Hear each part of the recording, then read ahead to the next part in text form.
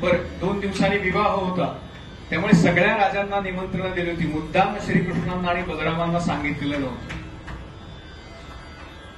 दुसऱ्या दिवशी सकाळी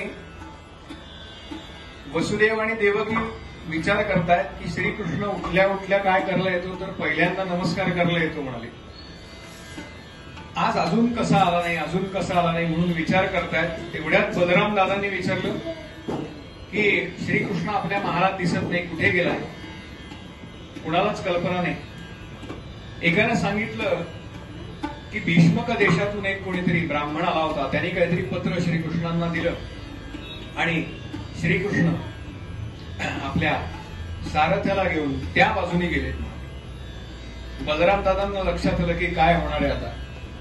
त्याने आपलं सगळं सेना बरोबर घेतली आणि बलराम दादा म्हणाले, आई बाबांना तुम्ही काही काळजी करू नका, मी आलोच म्हणाले.